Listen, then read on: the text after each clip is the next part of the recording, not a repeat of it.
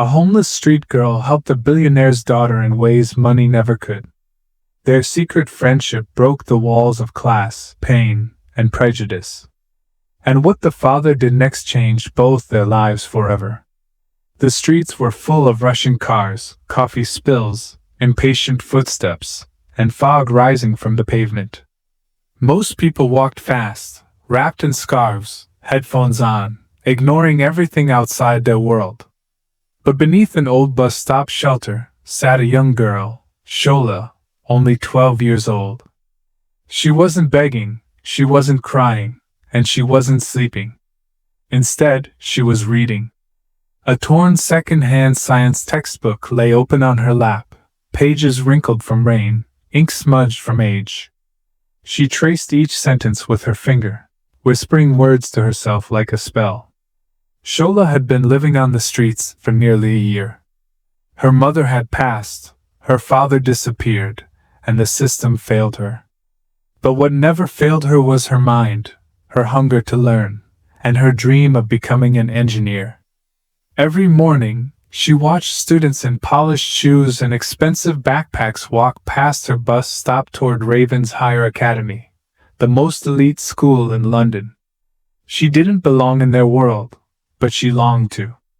One morning, as she flipped another page, something unusual happened.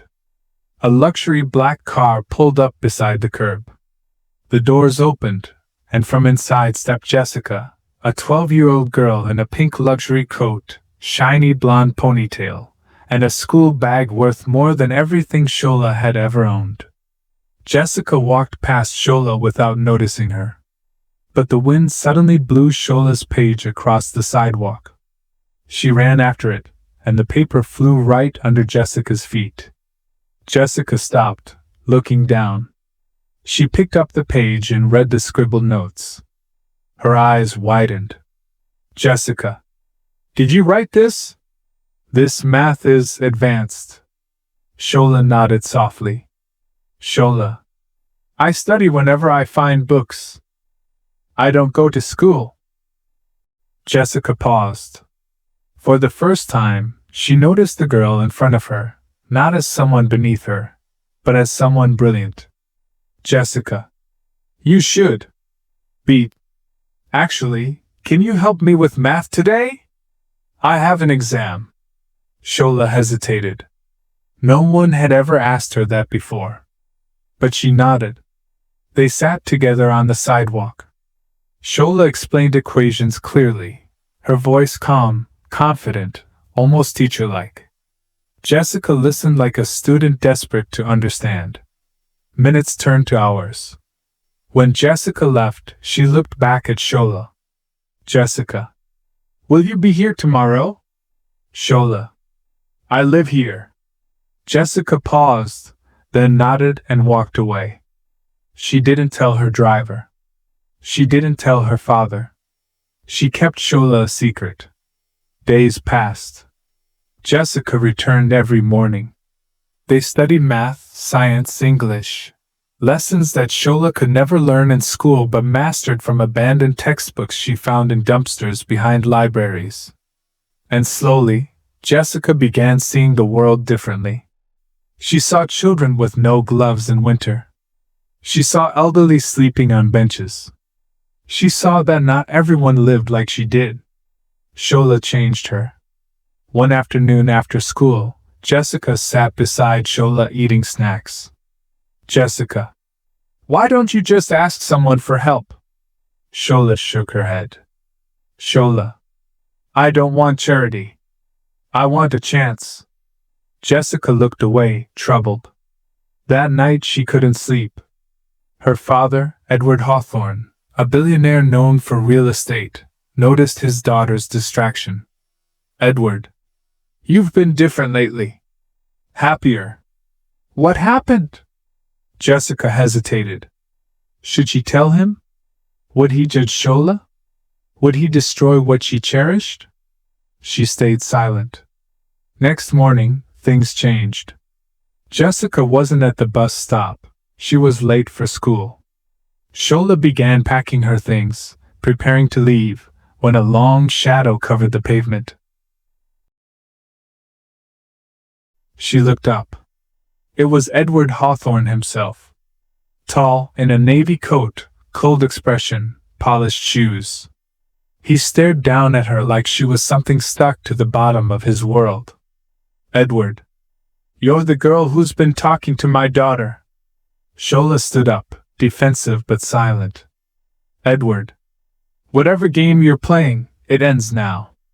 Stay away from her. Shola swallowed. Shola. I wasn't asking her for anything. I was helping her study. He scoffed.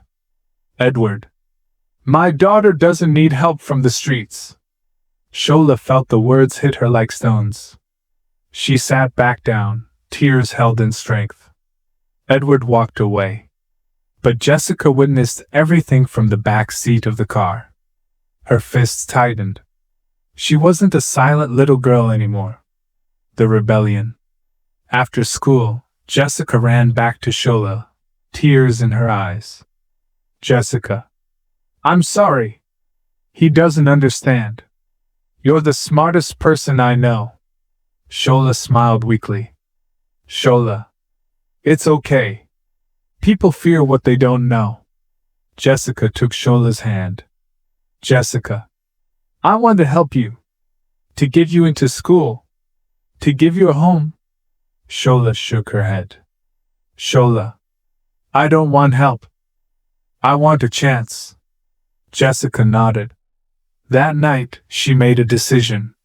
She printed Shola's solved math exam papers, science notes, and handwritten essays, and submitted them to the Ravens Higher Academy Scholarship Board under Shola's name.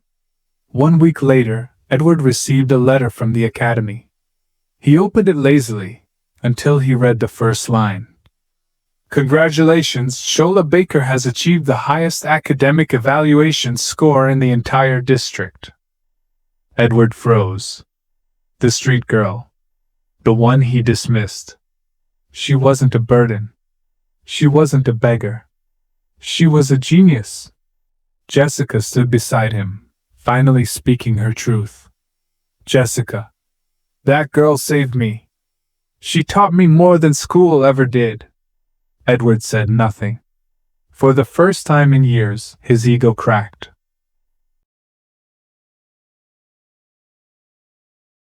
Edward found Shola at the bus stop again. This time, he didn't look down at her. He sat beside her. Edward. I misjudged you. I'm sorry. Shola stayed silent. Edward. You deserve more than the streets. You deserve a future. He handed her an envelope, admission papers, scholarship approval, and housing arrangements. Shola shook her head slowly. Shola. I don't want charity. Edward's voice softened. Edward. It's not charity. It's acknowledgement of who you are. Jessica hugged Shola tightly. Shola moved into the Hawthorne mansion, not as a guest, not as a burden, but as family. She enrolled in Ravens Higher Academy. Her first day, Jessica held her hand as they walked through the gates together. Two girls from different worlds, now equals. Years passed. Shola excelled, earned national awards, and eventually became the first scholarship student to enter the Royal Institute of Engineering. And when she stood on stage receiving her award, she said, Shola speech. I wasn't rescued by money. I was seen by love. Jessica cried in the front row. Edward clapped with pride. Sometimes the greatest miracles don't happen in palaces or boardrooms. Sometimes they begin on a cold sidewalk, with a book in a child's hand.